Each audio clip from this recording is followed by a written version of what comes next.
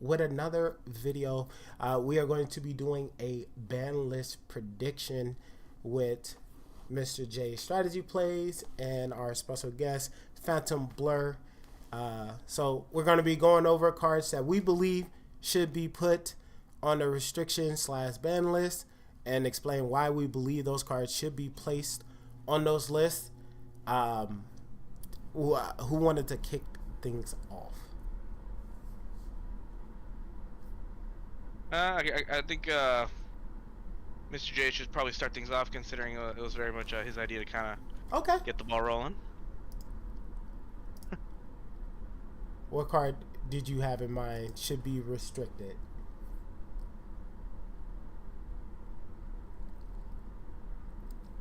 Oh, is he talking?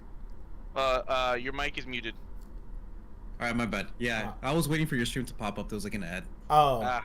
Yeah, same boat, yeah. Okay, cool. I think my first pick for the restriction list is of course, BT11 Mirage Galgamon. So I did write down why, though, because people are just, there's a lot of hate for Mirage, but I think when it came out in BT11, it wasn't really overbearing. It wasn't an overbearing card in the format. I think that's when like Black Gray X came out at the same time in like Dimensional Phase. But as the Digimon TCG progressed, I feel like most blue cards either like directly or indirectly supported Mirage, and like the engine I see the most abusing Mirage right now is the Galaxy deck, Galaxy Mirage, which is just crazy. But mainly I think the biggest problem with Mirage is the all turns effect, which it just punishes your opponent for simply playing the game, and just the memory gain is insane. I think they could have balanced the card. Maybe they can still like errata it if it just said gain 1 memory for every 6 cards in your hand instead of every 4 cards. I think that would be a little bit more balanced, but I don't see a world where Mirage is not hit on the next ban list. Yeah. I couldn't agree more. This is probably like at the top of my list in terms of criminals who dodge punishment on that last list. Boy, was everybody and their mama and them hot when they had looked at that list and they was like, where's Mirage and why is he not on this list? So yeah, no, I definitely agree. I had to chill out for a couple moments where I felt like, all right, maybe blue could, with all the hits blue keeps getting, I feel like, you know what, maybe it won't do anything. But like every single format, it just won't like die. It won't stop. Like, from some form or another, I'm like, all right, at this point, it's like it's the deck where it's like it has a somewhat of a line with a bunch of extra blue engines, and it's like, as long as you end up on Mirage, I'm like, it's pretty, you're kind of balling. Yeah. All right, Phantom. What card you got? So, give me a few seconds. I still have a list going on. Okay. I think because he took was Mirage at first, and he kind of took that. Oh, all right. So for me, I got talk about Mirage a little bit more. If like you had something else to say. Oh no, man. I think anything's gonna hit because like I think the only biggest menace I think Mirage has is like with Galaxy, and I'm just kind of waiting if like, okay, Galaxy, Bandai has just kind of driven themselves into a hole with that archetype. Where I think every other archetype, everything that touches, like, oh, we found a loop. All right, let's get rid of it. We found another one. Hit it again. Oh no, another issue. I'm like, all right. So it's like you're either gonna kill the deck or like do something, cause like y'all kind of written yourself into like a hole. So you thinking a choice restriction on the Galaxy engine? Possibly, just because I think like it's constantly being shown to be a problem. Even with Mirage, even beforehand, where I feel like we keep finding more and more nasty strategies that are just not working, or like healthy. Yeah. Would this be the first of its kind where they said this cannot be used outside of anything not related to Galaxy, Nightclaw, or what's it called, that engine? Yeah. Lightning, Nightclaw. Yeah. If they did something like that, that'd be absolutely wild. Like they did a choice restriction and said nothing outside of their archetype can use their engine. Only their engine can use their engine. Nightcall, Lightfang, and Galaxy can use their engine. Nobody else can touch their engine. That would be wild. But I would give them I would give them praise if they did something like that. Just because they're saying, look, we don't want to kill the deck for people who are dedicated to Grace Nova, right, and have played all the Dust and Dawn games and love them immensely, and would love to use the engine by itself, but constantly keep ending up in this situation where their engine is at risk of being banned or restricted, and they're not even used in their actual deck. You know what I mean? Does that mean we should talk about the coincile right now then? Because that was also on my list.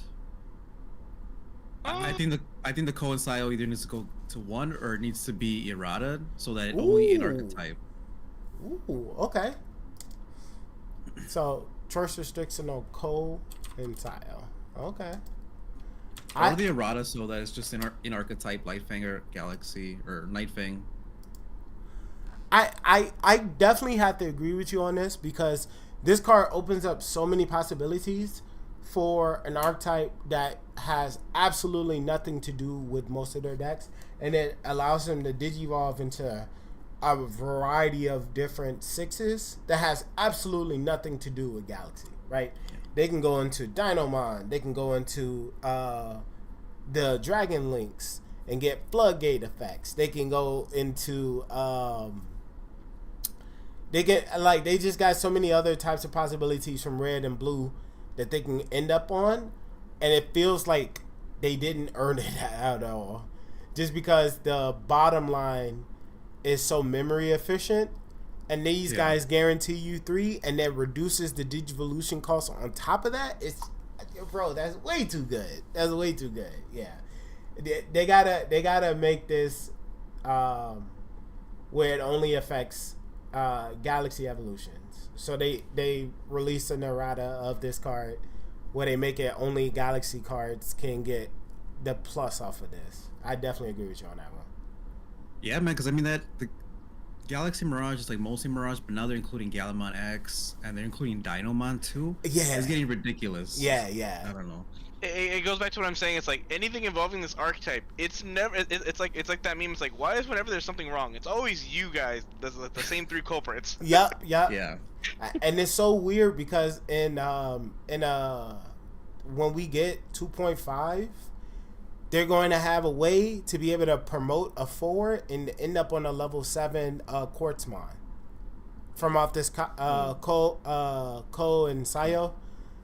Yeah, they get, like, how do you go from a 4 to a 7 and only pass them with 3 and then end up on Quartzmon?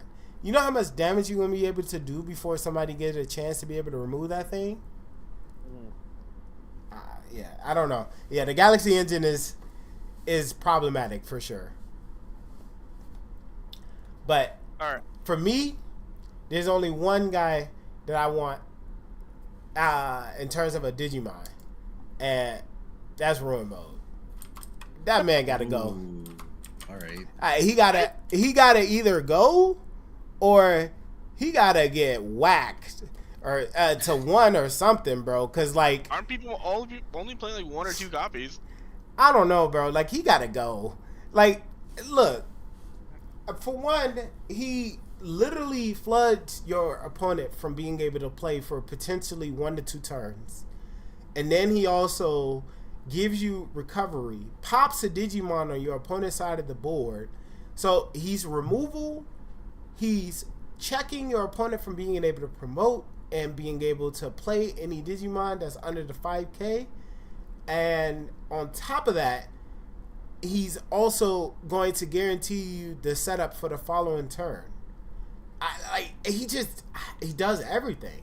There are no drawbacks to this guy at all. And every deck that can play it plays at least like 1 or 2 copies, like you said, right?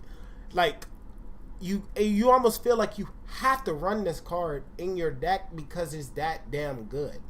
And it just feels so unfair to play against sometimes because at that point in Digimon, you might be cooked, right? Like, I can't wait 1 or 2 turns and hope that my opponent don't have enough gas to be able to kill me. That's just not going to happen. So funny enough, I think normally I would just try to disagree with you because as I have a bias to Shine, but I do think it is right where I think it's like my situation with Geogreymon being on the list. the Shine archetype is not the reason why this is even put on the list. It's just every other purple and yellow archetype is just ruining it for everyone. Mm-hmm. Yeah. Where it's too generically splashable despite the 5 cost being there. Uh-huh. And it's like, once it's on board, I'm like, alright, cool. You basically gain yourself like 1 turn of like cushion. Essentially. No, it's always guaranteed too, because they digivolve into it, put the 5k blanket, then swing with it, put another 5k blanket. So you don't have a way to get up to a 5. Correct. Fair enough. Yes. Thinking on it now, I think I'm okay with it being hit only because of what Bandai's kind of doing with certain cards. Where a good example is, say, Death X. Mm-hmm. They just re-released that card with a similar like effect, but the similar effect makes it more restrictive. Mm-hmm. Where it's still a nuke if it's dropped, but it's like it can kill itself if you're not like handled properly. Where it's not just so generic. So what I'm thinking is like a good way we could fix this, where it's like it's their own form of like an errata, where it's like have it more tailored towards the Shine line, where it's a lot less likely you're going to experience it, where it still is that much powerful, but you don't get to see it as often because it's not as splashable to other engines. Because I think that's why I'm seeing the real issue of why Ruin Mode's on the list, because like every purple deck, every yellow deck that wants to stall is just running it because like I got like 1 or 2 card spaces. I'm like, you know what, let me run it, because you can just digital over level 6 like it's nothing. It's just like if you see it, you see it. I definitely agree. And Angelo, you do definitely make a good point. They really do need to stop making so many broken generic cards. Like, I do like the design philosophy that Bandai has moved towards, where they're locking stuff within archetype now. So you have to use your archetype to get access to these cards now, right? You can't just abuse it outside of their outside of these other decks and be like, oh, damn, this is actually kind of broken with this stuff. Oh, let me put this and this together. And Bandai was like, oh shit, we didn't actually intend for you guys to use any of this stuff together in combination like that. Yeah, but what's stopping us from being able to do it?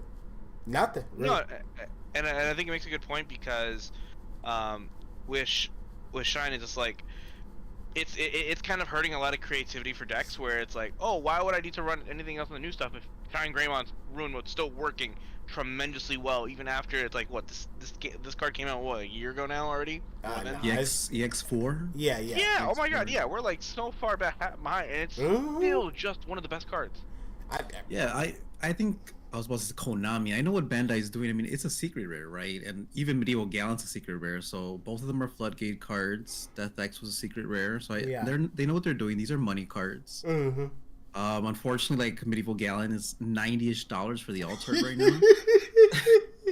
But I honestly, man, like I feel you, Phantom, because I love Ruin Mode. Honestly, he's won me plenty of tournaments, and it's just a floodgate minus 5k across the board for 2 whole turns. 2 turns? That's crazy. I like, and I just bought an extra copy, so I don't want to. It just recently got reprinted, so it's like it used to be really finite amount. So like the price was like $100. Now it's like the 60, but like at the time of this recording. But like we're barely getting a reprint now. Where I think I mean you could purchase the reprints for like 40s, but 40? that's the point though that I'm trying to make here, is that card that was, I guess, price locked before, right? So only people who had the little bit of extra money in their pockets could have picked up Shine.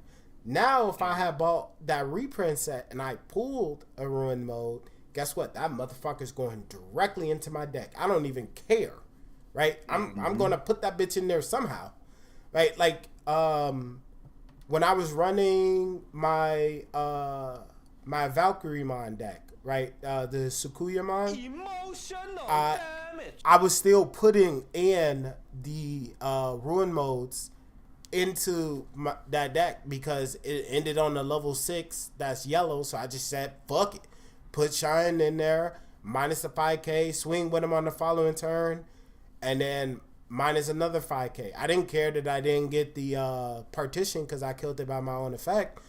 I just prevented you from being able to play the game, and I'm going to get way more setup the following turn than you are. So yeah, that guy is crazy. And then the fact that he also removes a body on board. So you guarantee if they have something already there, that motherfucker's dying. He's not going to be able to sit there. He's going to die. Yeah. That's crazy. I agree with you, Zuki. I maybe to 1. I don't think it'll happen, but I agree. You should probably go to 1. Not even to 1. No, it's a Death X scenario where it's like it's already being granted like a 1 to 2 of. Yeah. It's not gonna fix the problem. It's really not. Oh.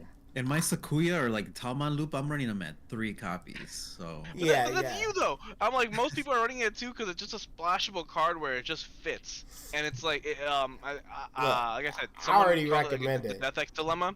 When Death X first came out, most people were on 1 to 2 because it was an expensive card. Some people could afford it, some people can't. Mm-hmm. But if you got 2, it's like it's splashable, works with any archetype you have. That's even not even color requirement. Just is if you're going against cards that have like late in the game, it is almost in any deck, right?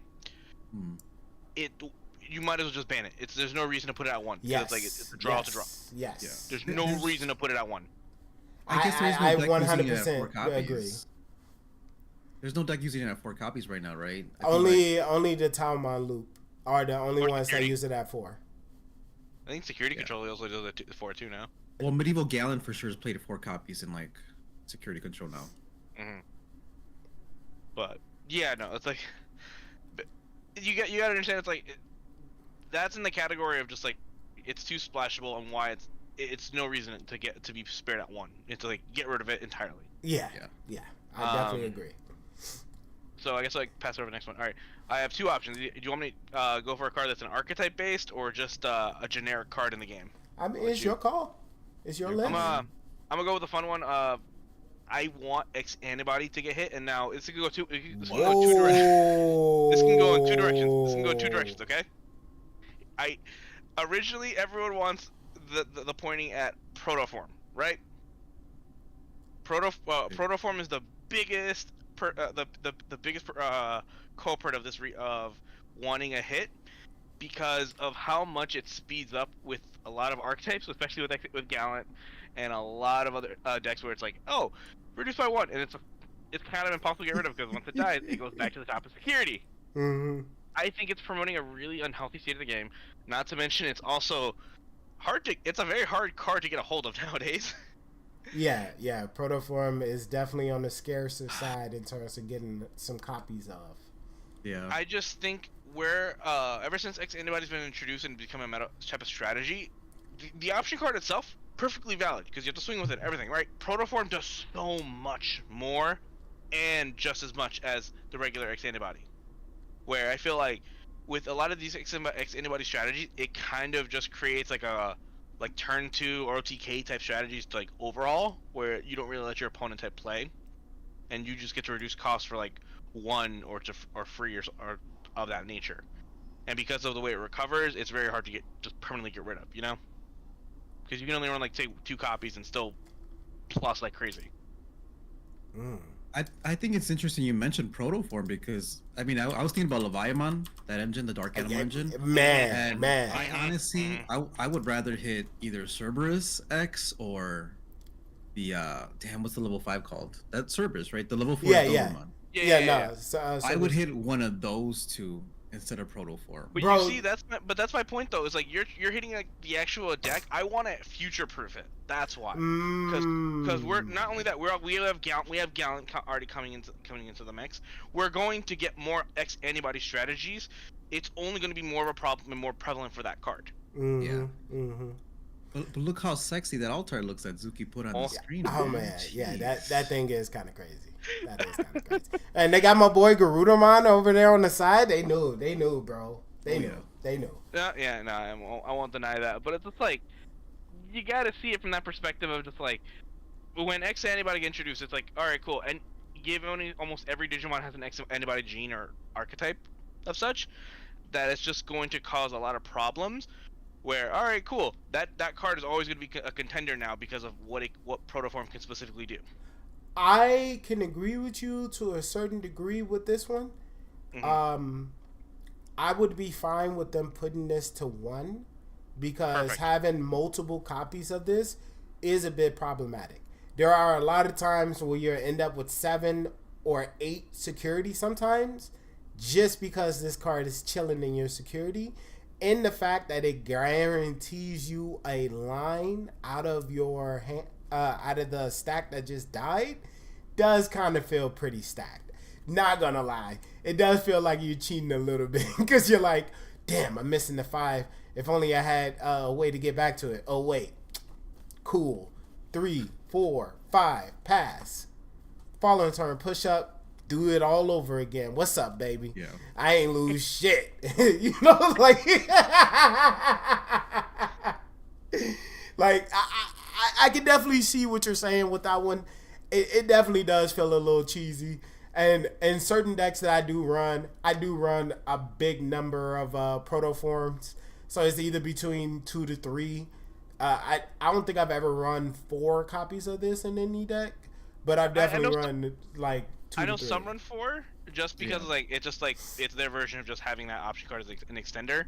But yeah, no, 3 to 2 is usually the good solid ratio that people go for protoform or X antibody. Mm-hmm. But I think 1 is definitely the answer because it's hard to search and it's like 1 you can with 1 you can deal enough with it and still kind of like face against it and still help your deck out. Okay. Yeah. I agree with this hit. That that is an interesting take. That was definitely the hot take from you for sure. Because you know what? Fam just gave me an idea because I think once we put these videos together, I think when I edit it, I'll probably put which ones we agree with and which ones we don't. So I think two yay for protoform restricted to 1, but I would say nay, right? Because I'm looking at the alt chart right now, like I want to purchase this bad boy. Like, but you're just falling victim to like the card design. Okay, like artwork is amazing. I'm not gonna lie, it's one of the most beautiful cards that I've seen in a while. Yeah. But like, that card just annoys me so much for a lot of decks that it's used for. Yeah. The recursion is crazy. That's what I know. That's what you're talking about. The recursion is crazy. But I do want to just go back to your segment. If you want to go back to Leviamon. That's a guy that I definitely got on my list as well. It's funny how we like pretty much are all in the same bubble with the cards that we think should get whacked. It just breaks the game so much. Yeah, for sure. So I guess Mr. Jay, let's start with you then. It's like, what exactly do you want to get hit from that archetype specifically? If it's not the Cerberus. Man, if I had to pick, honestly, I would say Dober. Oh, okay. Ooh. Why? The X antibody or the regular? Yeah. I think if you hit Cerberus, that's too extreme because Cerberus is it's a pretty powerful card. But if you hit Cerberus, that's pretty much what starts your combo in the first place, right? Because you get Digivolve for free using the Protoform. Like if you have Goblimon in sources and you use Protoform to Digivolve into Dober X, you gain the memory off the discard and you gain the memory off the Protoform. Well, it's reduced, so Dober is a free Digivolve until level 4, and you draw 2 cards basically. Trash one, draw 1, and then Sunomon draw another card. You fill up your trash, you draw 2 cards. So if I had to pick between Dober and Cerberus, like I said, I'd pick Dober because if I hit Cerberus, then I think it punishes Dark Animal Engine too much. But I think Dober is a fair hit. So Doberman or Doberman X antibody? Doberman X, yeah. Okay.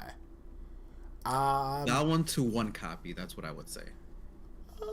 I can see a universe where you can start like hitting the Dark Animal list. They definitely been powerful for quite some time, and they've been splashed in a lot of different decks that has absolutely nothing to do with Dark Animals. NSO, Leviamon, yeah. Lord Nightmon, those are the 3 that come up to my head. Well, actually, believe it or not, the Dark Animals are his line in his actual evolution. Who's? Leviamon. Oh, really? What the hell? Yeah. That was supposed to be his line. Yeah. I thought it was Drago / Siako and what's the level 4 called? Gesomon? Yeah. I think it's Dark Sea Animals as well. But yeah, no, he used Dark Animals or Dark Sea Animals to Digivolve into him. That was supposed to be his archetype. Are you putting Levi in there because you want to go to 1? Oh, hell yeah. Fuck this guy. Oh, shit. Dude, like... like, I'm not denying it. It's like, that card has been so annoying whenever I see it come around, and I'm like, I gotta play adjustment, and it gets like so much plus Like, an advantage. so let me give you my reasoning why Leviathan should get whacked. So, Oh, okay. Leviathan has been a card that has stood the test of time. At this point, he's been around since EX5, right? And he has consistently been topping events in Japan and in both NA, right? And even with the changes to his effect, where he doesn't get to double pop something with the with protection. So before it was I get the pop, and then if you try to protect yourself, I get to pop you again, and you can't save yourself. So then you die. But they changed that to if I pop something that has protection, you can protect yourself. And then when I try to delete it again, if you can protect yourself again, you're good, right? Where even with that change, that did nothing to this result for this guy. He is still consistently putting up numbers, still consistently putting all types of fists in people's ass. Like, he does +1 security off himself. Then, if you use the Dark Animal line, he can unsuspend himself and then do it again. And then, what's worse is his X-Antibody form can Digiball from the trash for free and get +3 checks and get to unsuspend again. Like, fucking just drill. Like, bro, he does everything. Mind you, he's clearing everything on your side of the board. Tamers, gone. Digimon, gone. Fucking anything that you had set up and was ready for you to use for that following turn is going to be gone. He's going to get rid of it. Because he always just magically have a lower number of shit on his side of the board than you do. He's like, yeah, if it's equal or less than, I could just pop it. So pop, pop, pop. Pop, pop, poppity pop. And I'm like, damn, bro. Like, you know how hard it is to recover from that point? And you still got to deal with the fact that he gets to swing for 6 checks the turn that he does that. And you ain't got no security. You ain't got nothing on board. You ain't got no tamers in the back. You got maybe something in the raising area, if you're lucky, right? And that's it. That's all you got to work with. You're not going to be guaranteed any memory unless you got some options in the back. And that's it, right? You got to deal with it as best as you can. And one of the decks that was a good example of Bandai just hitting cards because it was just generically good for too long was Grand Kawagumon, right? Like, that was a generically good card for a long period of time, and so they just whacked it. Like, they literally put for the reason, yeah, this card has been around for too long, so we decided to hit it so we can diversify new card pools. I guess that's if a card's too good, it stunts a lot of creativity for future decks. But that's what I'm saying. Like, why would you not run this dude in a purple deck? Oh yeah, yeah. If I can pop everything on your side of the board and then use his X-Antibody form to do it again, why wouldn't I do that? You saw at Nats on the biggest table, this made it in the top 4. It was 4 different purple decks. I am so tired of fucking purple just dominating everything in Digimon right now. It's crazy. It's like it's either the support does nothing for the deck, or it's meant to just be really broken and just kind of, I guess, like hand loop a lot. That's the best way I can describe, or loop your trash super easily. Yeah. So okay. So I have a question on. So obviously with Leviathan being an issue, how do you feel about its option cards instead of the actual Digimon? Oh, the Crush and Blow. I mean, honestly, I kind of like that card. I think I like it too. I think that's a really cool card because it forces you to have to play a different type of game. Like, all right, cool. I can bait out the option by forcing out a Digimon by card effect, and now he's going to have to trigger it because now that I've done that, I can continue up a line, or he's going to trigger it now and respond to it. It's like a mind game that both of you guys are playing with each other. It introduces a very complex and intricate form of card play between you and your opponent. Because they choose when they trigger it, and you choose when to try to bait it out, if that makes sense. Can I go back to the Dober? So did you guys agree with the Dober hit to 1 or no? I could agree with that to be 1. I can see it. Just because I think that archetype is just like it'll slow it down a bit for how to build up. So yeah. What about the Levi hit? Do we all agree on the? Yeah. Yeah. I don't know, man. I think Zuki he's preaching my soul right now. My hatred towards purple, and it's like that card just benefits so much for. You don't even have to run him in his own archetype. You don't even have to run him in his own archetype. It brings up a lot of the core theme we're going to obviously be mentioning a lot. It's like, you can just play it by itself in anything, and it can still dominate. And that's what I think a lot of us have issues with. Yeah. I honestly, look, man, I don't like Leviathan because I got my ass whooped so many times by the fucking deck. But honestly, I don't think it needs to get hit. I would rather hit the Dark Animal engine, which sucks. But like I said, I think that one's abused more in a lot of more purple decks than Leviathan is. But recently, I know, 7th Grade Demon Lords took it with NA America, right? Yep. And it was just straight up Leviathan, like 3 Leviathan, 3 Leviathan X. I know it's a problem. Which probably gets me into my next discussion, or our next discussion, because I think about, like, I wouldn't hit Leviathan. I want to play devil's advocate, I guess, a little bit. But if we move to 7th Grade Demon Lords, is Leviathan the problem in that deck, or is it something else? Well, they don't use they use both versions, but they prefer the newer version because that one fits better in archetype, because when he gets removed off the field, you can put something into your source. So he works a little bit better in theme, but they do run 1 copy of him because he gets to remove a lot of tamers and other things. I think the NA list ran 3, if I remember correctly. 3 Leviathan. I mean, I wouldn't blame them. You can still play him for free. And like I said, he's always going to be a guaranteed pop. Because you're never going to have more stuff than your opponent on your side of the board. Right? You're always going to be either equal or less than. And you're always going to have a live target for him to say, okay, pop your tie, pop your Greymon. Cool. You ain't got nothing on your board? All right. Start your turn. Hey, I just wanna. I'm looking at your stream. Angelo hates purple, bro. He's telling me everything to 1. He's like, everything purple, put it to 1. I was like, all right, dude. Hold on. I mean, I'm a purple hater too, but damn. Yeah, that is kind of crazy. That is kind of crazy. Both Leviathans to 1. I was like, damn. Yeah, that is kind of crazy. That's some hate. That's some advanced levels of hate. That's some next level hate. Yeah. Yeah. Advanced levels of hate. But I personally think Leviathan should get whacked.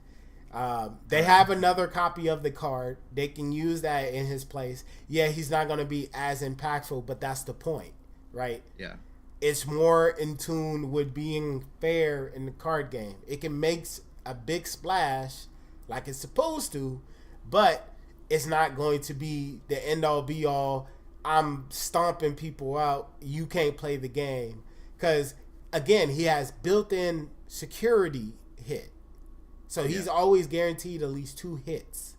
And then you also got his X form that's doing 3 points of damage. Yeah. So in my time versus playing Leviathan against it, like I said, because one of my best friends plays a deck like nonstop. It was never Leviathan that got me angry. It was him going to Leviathan for 1 memory that pissed me off. Because him going from like Ober, Protoform, Cerberus, playing a Digimon out, and then using the Cerberus to swing on suspend for about 4 to 5 checks, that would piss me off. Yeah. But it was never actually just Leviathan, It was definitely him going up into his mega for like 2 cost. That's what got me, man. Okay. Oh. So for this one, we gave 2 yays and 1 nay? 2 yays, 1 nay. Okay. I have a fun card I want to bring up, and more or less is like, I want to start going in the theme of like, why we kind of hate purple. More or less, like, let's be honest, a lot of these cards I'm going to mention, like, the main culprit is purple. And also, I was like, this card was brought up to me by a friend of mine, because I realized it's also supported in a lot of purple decks as well for building up trash. Analog Youth. Ooh. So You know, That's not the card I thought you were gonna say for. yeah, no, I can't take credit for this. This is a shout out to Hades. He recommended it to me for a little bit, and I think it's a very smart take because I feel like it indirectly helps a lot of decks. But if we're talking the purple, it builds up a lot of trash and resources, and especially because a lot of decks rely on for purple rely on destruction effects. Yeah. It boosts like crazy. And let's be honest, it could also go into the category of like this card has been out for so long that a lot of people are still running it. And Bandai has banned cards for that exact reasoning, that maybe it's time to maybe either hit it to 1 because you can't search it, where it's like people are playing it like 3 to 4 copies for some decks because they just want to just trash it. I will say, I don't see a world where this guy get whacked. I'm gonna be honest with you. No, that's fair. That's perfectly fine. I don't see a world where he gets whacked. I brought that into perspective because I felt like it's different, and I wanted to just saw a bunch of different lists. Or I feel like my friend brought it up to me. And it's like, it's not a too terrible of a call, to where it's like Bandai's done weird, has hit weirder stuff, but it's just like if it gets too out of hand, I feel like it could get hit. Oh yeah, no, 100%. Like for a long time, people have felt like Analog Youth should have got whacked, but with the announcement of the new reprint that they got coming out for the guy, I don't see Bandai doing that. Right? Yeah, It'll make the card remember less. Ukomon? Because like they still hit that card. No, they came out with the new reprints of the higher rarity of the card first, so you got a chance to play full high rarity Ukomon before he got whacked, bro. Fair, but that's what I'm saying. It's like I don't even think it's good enough to be banned. I think it's good enough to be hit to 1. I know I don't disagree with you, but I don't see them limiting the power of that card just yet, only because they got a new reprint of it coming out soon. That's the only reason why I don't agree with you on that one. Is because from a business standpoint, right, a card becomes extremely less desirable if it's already restricted. Because now you're going to be like, oh, well, I don't really want to play it, right? And if you look on Japan, I don't know if you guys been keeping up with any of the Japan meta, but red purple Imperial is dominating. Like at least 10 of the last tournaments that they reported were all red purple Imperial, and they run 4 copies of him. So I definitely know where you're coming from. The guy definitely should get hit. I just don't think they're going to do it.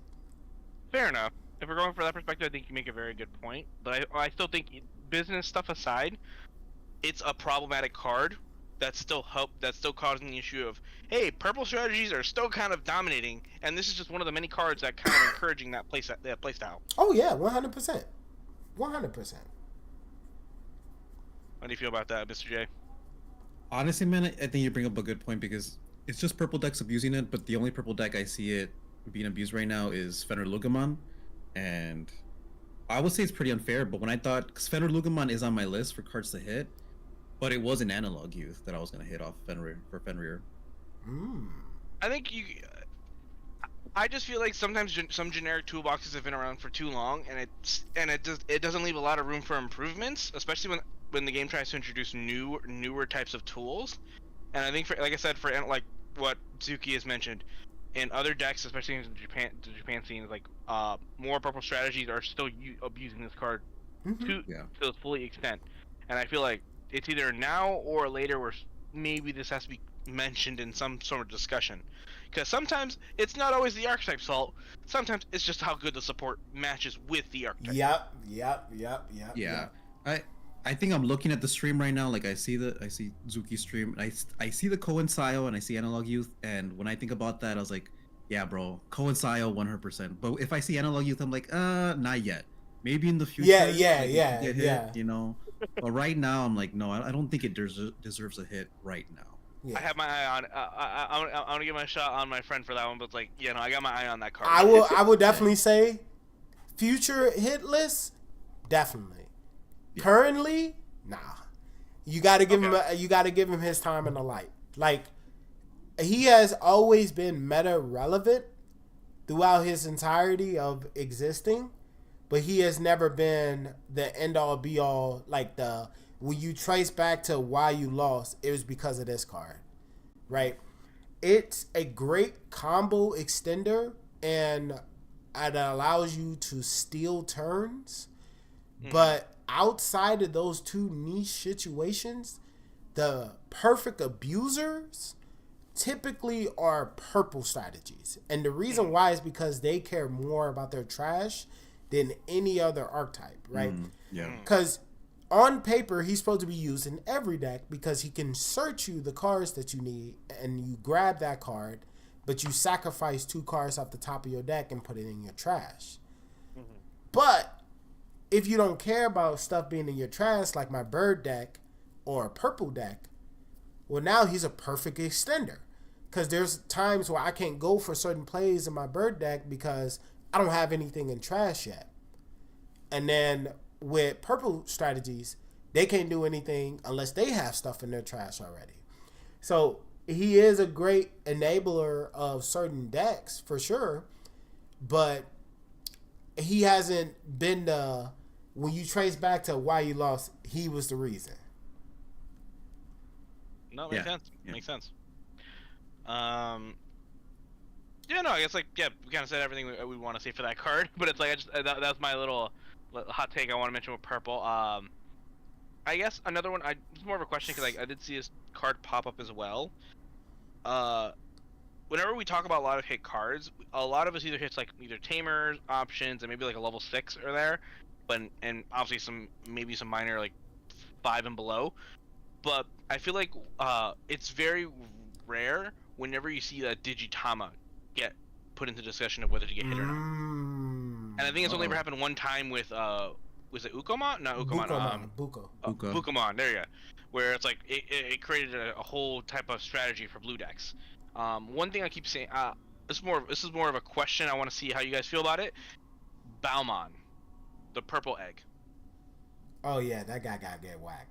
Can you explain, Furley? I'm not a purple player. I obviously don't know too much on that archetype, but I do see it brought up a lot. I'd love to hear your opinion on it. Okay, so off that one Balmon, right?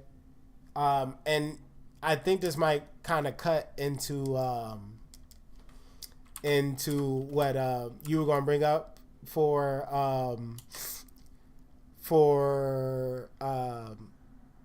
what is it? Henry? Frank. Yeah. It's specifically this one right here, by the way. From BT7. Nah, the BT17 one is the BT17 one is the one BT17. I think that's the one that everybody complains about. Is it the one where about. you can digivolve into like whatever you trash? Yeah, when an effect places no, that's not the one. That's not the one. It's the 14 one. It's the 14 one. Yeah. Where it's like I have the effect on it right now. It says when a Digimon card with a dark animal or SOC trait is trashed from your hand, this Digimon will digivolve into that card. The worst part, that is not once per turn. Yeah. Okay? You can continuously do that. So you can get to your trying to think of his name. You can get to your Fenrir Lugamon the same turn that you pushed up your Lugamon. Mm-hmm. And then you can guarantee the TKM OTK. Yeah. Mm-hmm. And what did you do? You passed. He passed turn with a training and a Lugamon in the back. Then I guess would you want to put it onto this, that list of both that Balmon and the dual color Fenrir Lugamon thing, or no? Just hit Balmon. Really? Okay. Ooh, yeah, that would legitimately gut the deck in ways that you guys do not understand. Like, this card enables so many things for their deck that they don't even like looking at the 17 one because this one just does so much for their deck altogether. When you think about it, it's a super X antibody because they can do it during the main phase, just when activating when digivolving effects, or when attacking effects. So it's like a super X antibody. Just pitch one, immediately digivolve into the whatever they're going into. Yep. But I'll be honest with you, I agree because I think the talk with Fenrir is a busted deck, But when I was like making my list, I chose to hit Solugerman from BT16 to 1. Ooh. Oh, okay. that's a good one. That's a good one. That's a good Bring one. that That's card a up, good one. Zuki. Yeah, that's a good one for sure. And Because that one, I just think, if we're talking about the deck now, Yeah. hit this. Talk about this archetype real quick. yeah, because look, to be honest, the second time they Takemi Kazuchi you, it's not because of the Baoman. The first one enables you to do the double, but I think the Solugerman is what lets them go into the double. yeah, which is just insane. Yeah. And he I gets think to if you pop hit a the body soul- on board too. Yeah, pop a body on board or fill your trash with 2 things. Yeah, That's the thing. yeah. And then you can They don't even play the BT14 one anymore. And I think if you hit Solugerman from BT16 to 1, I think it balances the deck out. But I think I know it's honestly a toss up between Baoman and the Solugerman from BT16. Yeah, that is really where, because you can't hit both. If you hit both, Yeah. then the deck is just dead, right? Like you can't play the deck at all. But if you put one of the two to 1, it definitely limitates their power. You're forced to play the other eggs and still kind of have a change up in the strategy that slows it down. I will would kind say, of like it'll take away the OTK aspect. yeah, I have to say if I had to pick which one should get hit, right? Like which one would be more impactful, I probably have to agree with Mr. J and probably whack Soul Lugerman, right? Because this guy does so much for the deck. There's times where I've seen motherfuckers slam a level 5. I mean, not a slam a 5, slam a 4, and then digivolve over it into this dude, and then get the full line off that way. That happened to me in a tournament before. For me, it's always been that card has always been like the generic problem solver for the deck, where it's like, oh, I feel like I'm really good against Fenrir right now. I'm like I have a solid good advantage over them, right? They have nothing on board. They play a level 4 or a 5. It's like, all right, go up to the effects. All right, I'm gonna take out whatever monster, boss monster I have, or like clear my board, and it's like, all right, cool. They still benefit from trashing. It's like, all right, they take it out, but like next turn they recover just as fast. Yo. Yeah, but I'm talking about the scenario of they they slammed a 4, digivolved into this guy, passed over the turn, then they digivolved into Fenrir Luga, passed over some more, played out Takemichi from the trash, Jagras, passed over put the memory back to 3, then gain all the memory from the line, so they go to 2, and then swing, trash, pop, unsuspend, swing, trash, pop. I'm like, bro, like, it doesn't even feel like you earned it. Like, you just put a 4 on board and just went straight into the line. Yeah, but I digivolved into it, and then I did the whole thing. Doesn't make it any, like, no. It's really imbalanced, and it's one of those moments where it's like it breaks how the game is supposed to function as a whole. Yeah, because like, you're taking advantage of the Jagras effect, right? And I get that, but this is the only deck that literally just says, oh, you don't need both lines on board to do it. We just play the bodies out for you, and then you can Jagras into whatever you need. Like, that's insane. Like, never in any Digimon strategies have you ever seen where the 2 bodies are not on board to be able to Jagras. He just says, cool, the moment you get to your 6, you in there. As long as you got your lightning dude up in the trash, we good, brother. We good. We finna Jagras. We finna pop some Digimon on your opponent's side of the board. We're gonna deal at least like maybe 3 to 4 pieces of damage. If that's not game right there, you know what I mean? Like, we're pretty set in, right? Like, I've literally had games where I got TKM'd on turn 2, right? And I died. What was I supposed to do, right? As a player, when I go back and I look at that match and I try to figure out what could I have done better as a TCG player, Nothing. there is nothing I can do There's no feedback that I can look at. There's nothing I can do as a player to play better into that situation. I just gotta accept. Sometimes they just got it. Yeah.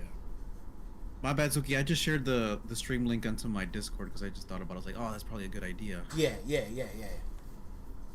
So, Go ahead. I just want to wrap up, but I think you make a good term on Fenrir and for this archetype. Please do. Overall, we can all agree a yay on just hitting this archetype regardless. Yeah. To some capacity. Yeah. Like, whether it's the Baumon or the Soul Lugermon, one of these motherfuckers gotta go. Yeah. So, okay, I guess I want to just pass on for another. Is there any type of archetype that you feel like should get some type of attention to for this ban list? Oh, it's not a archetype. It's a generic card, and it's of the purple type.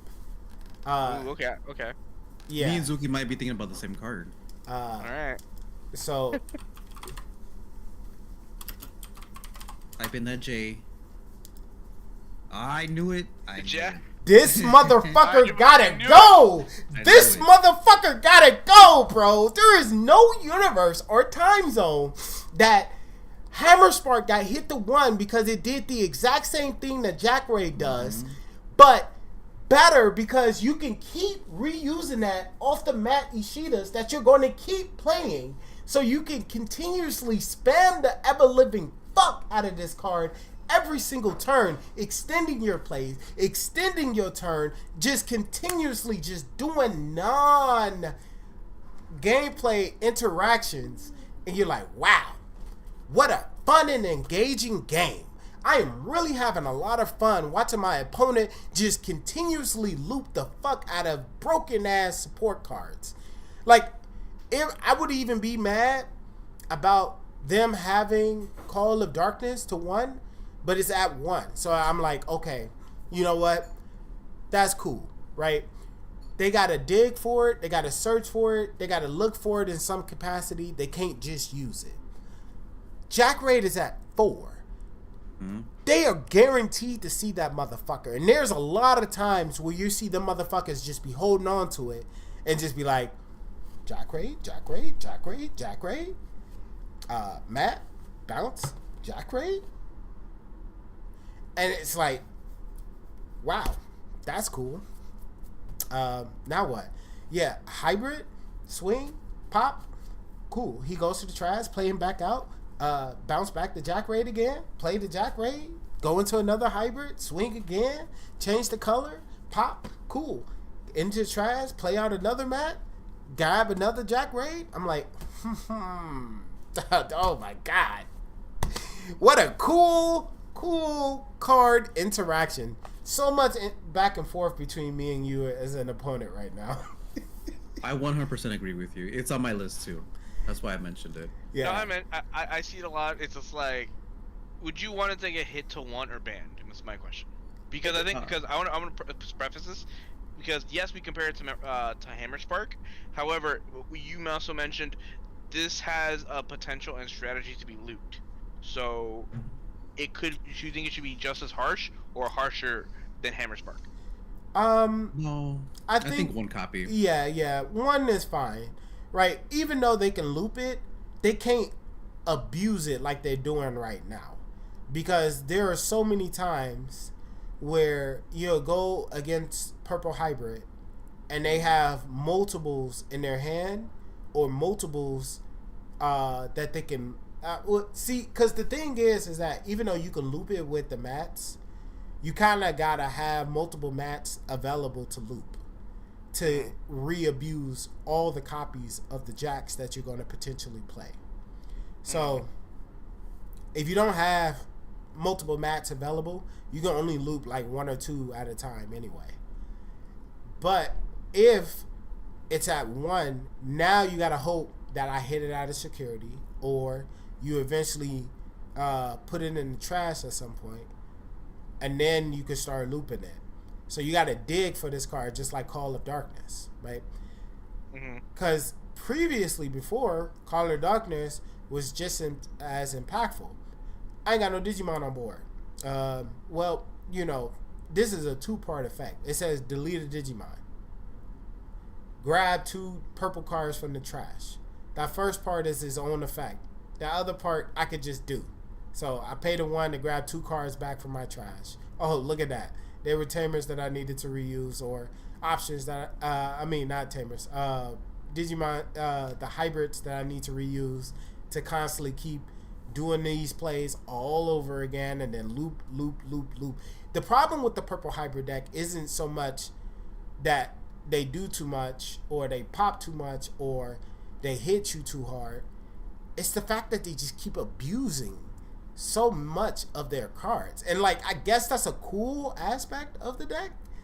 It's not fun being on the opposite end of the table when you're just seeing them looping you to death and you don't really get a chance to play the game, and they clear your entire board and hit you for 3 to 4 checks in a turn. And you're like, yeah, you can't swing on me this turn because you just freshly played all these tamers again, but now you pass the turn over to me at 1 or less, and I ain't got no fucking way to come back. I got miscolored tamers, so even if I wanted to go for a hybrid play, I can't play any aces because you changed my color as well. And you just basically prevent me from doing any type of setup at all. And then you got the jack raids that just enable your turn to go even longer, because you're going to guarantee to start the turn off at 3, sometimes 4 in that deck because of the Koichi, because you're going to toss one of the hybrids to gain the memory. Mm-hmm. So you're going to start off at 4.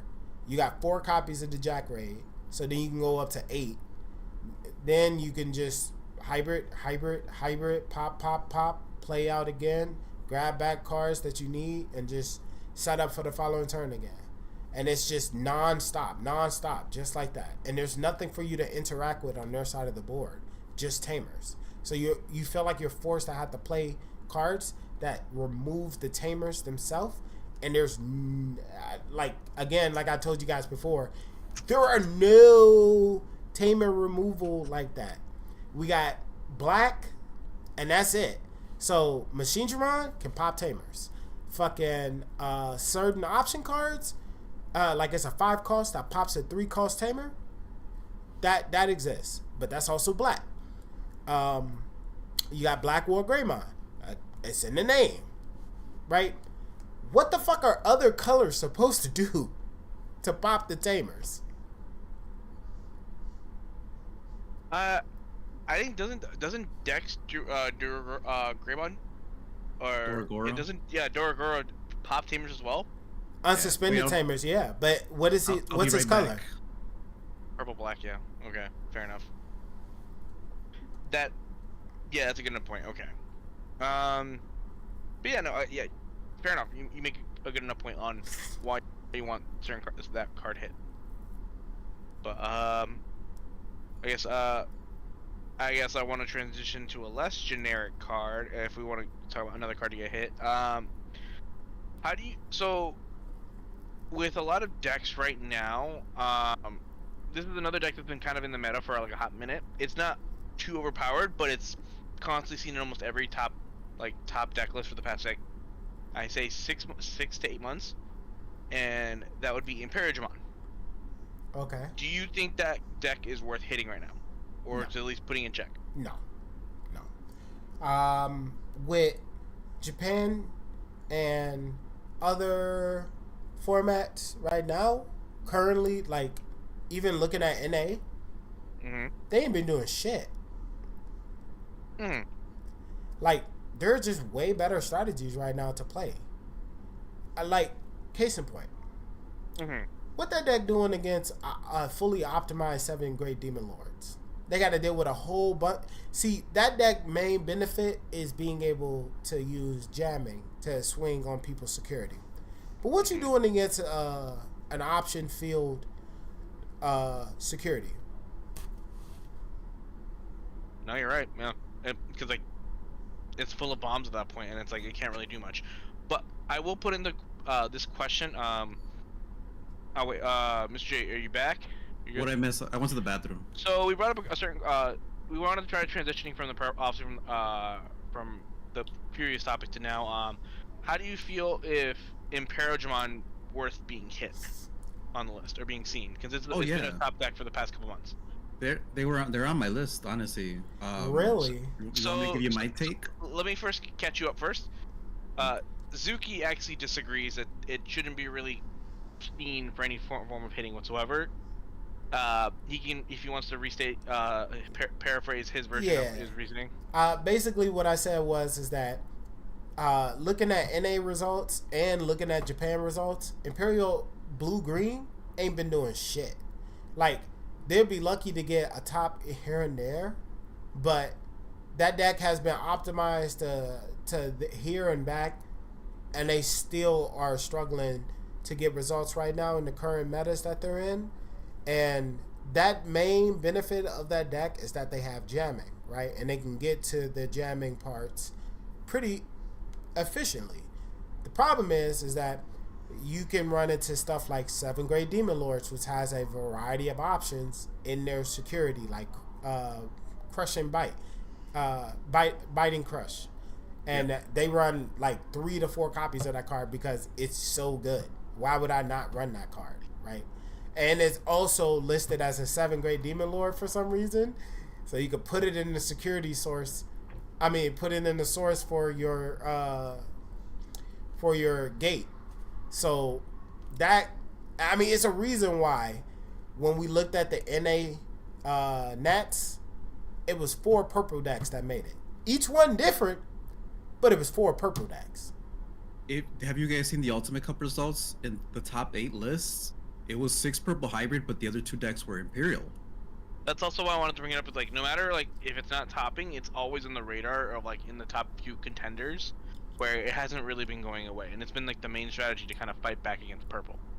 Yeah, I think what was on my list for Imperial, or do you want to continue talking about if it deserves? Oh no, we weren't talking about purple as much. So we're talking about. I guess I want to further go on with Imperial, where despite I don't see it working as much, I still think the strategy is just really busted. Just having to fight it so many times, and mind you, I say it because like I'm as a yellow player, I have an advantage over it, but I think a lot of what people have been problems of is just how much of it can bounce in recursion, more specifically with like Matt and let me see what I had the card the dual color tamer that essentially can splash it. Davis and Ken, where at the beginning of your turn you get to obviously play a level 3 for free, and then it obviously comes back. I think the biggest advantage is like obviously you have to like pay the 4 immediately, but I think like once you get like a few of those running, it's kind of really hard to fight back mid and late game, and especially if they obviously play it, and unless you have like Crimson Blaze or any of the nature, it's like it's so easy to like you knock off 1 tower, next turn they go immediately back because they take advantage of this the one archetype that takes advantage of Joker's to full potential, and even has some small bits of protection like the option card that if like if you somehow delete it, it can go into a different Imperial Digimon. Nah, it gotta be by battle. Oh, fair enough. But still, it's a form removal and still form protection, and not to mention it's just like with jamming and a lot of other incorporations of like with partition, it's really annoying, and I feel like it's worth kind of being considered to some form of the chopping block. Not like saying a ban per se, but something. Especially because it is a protagonist deck, and it's going to get more support. Where it even got more support announced for BT21, of course. So technically, it's not new support for them specifically, but yeah, I mean you do bring up a good point because they do have more cost reduction VMons that they got coming out. So now we got 12 cost reduction VMons in the game. You have to also look perspective, like because it's a protagonist deck and it's fan favorite. Like it was a big joke where this Digimon card game was called the VMon card game.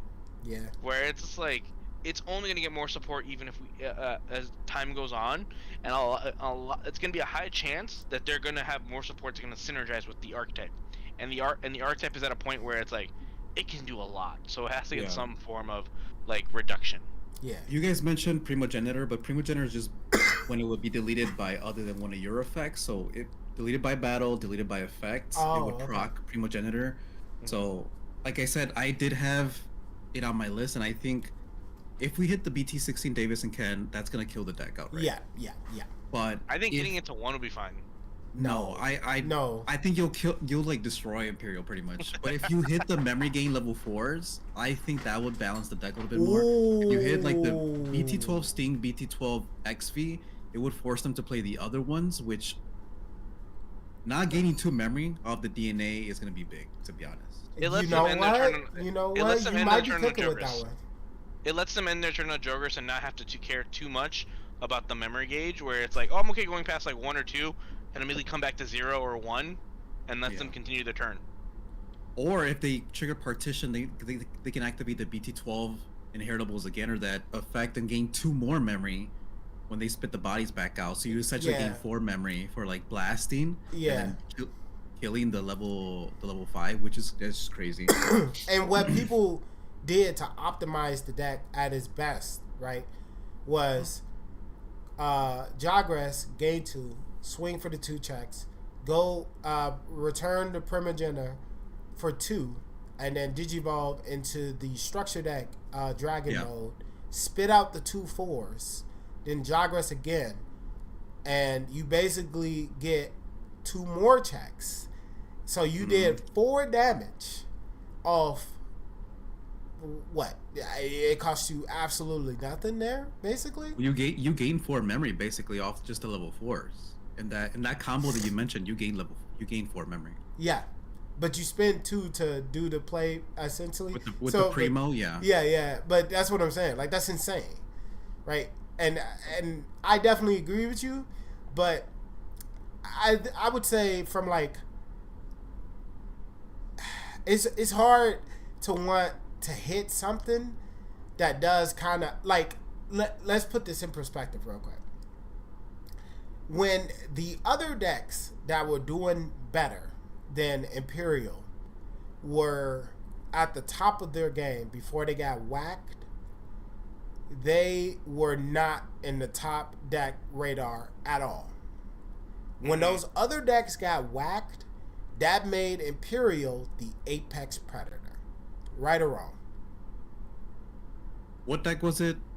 They hit basically any deck that was abusing the Uko lines. So like Mirage, not Mirage. Numemon? No. Numemon one of them? Yeah, Numemon was one of them, but it was mainly Jesus, I cannot think of his name. It was the ancient Garurumon. There we go. Ancient Garurumon was a main abuser, and it was the Numemon and ancient Garurumon that were topping way more than them. Then they whacked both their sub engines, essentially killing their decks, right? Because no one plays Numemon at all anymore. It is not seen anywhere. Oh, you're talking about the Uko and the Louis Iwata hit, right? Right. Okay, yeah. So when those cards got whacked, it really hurt those 2 decks to the point where they just did not exist anymore. And so Imperial had all their gains to be able to show themselves as the best deck in the format. And for a few tournaments, they did get those results. Then new purple strategies started popping head, right? Yeah. You started seeing Lugamon start topping a lot more. 7th grade Demon Lord started popping up more, right? You started seeing a lot of other decks perform just as well, if not better, than the Imperial. Now we are moving towards BT19, BT20, and looking at the results of Japan, just looking at Japan alone, right? Their format, Imperial is still good, but it's not the Imperial we're talking about right now. We're talking about red purple, because that motherfucker is breaking the game. I know you don't keep up with a lot of the cards that's on the way out if it's not something that you're interested in, Hugo, but let me tell you, when I say that is going to be at the top of your shit list, that is going to be at the top of your shit list. Like, you are not going to like that card, that deck at all. It is not going to be fun to play against. And you are going to be like, why are they able to do this? Why are they able to do that? why does they get to do this? Why do they get to do that? It's Imperial, but not the Imperial you used to. Wait, so are we putting BT12 XV and Sting on the list or no? Okay, I can see a world with that though. It's honestly a very nice take. I have not seen enough people talk about, and I think about it, I'm like, damn, yeah, no, those pairs are annoying. Oh, they are. Yeah, no, those guys. I can see a world where they say, "All right, guys, you guys have abused this way too much. We need you. We gave you guys plenty of other. We gave you plenty of other cards to use. Can y'all use those, please? Like we gave you plenty of other Stingmons and XVmons. You can use those, right? Yeah. Well, I was also gonna ask. That was the end of my list for my restriction, but I was also thinking of talking about the comeback.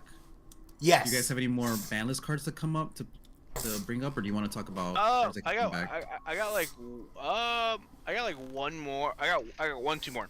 Okay.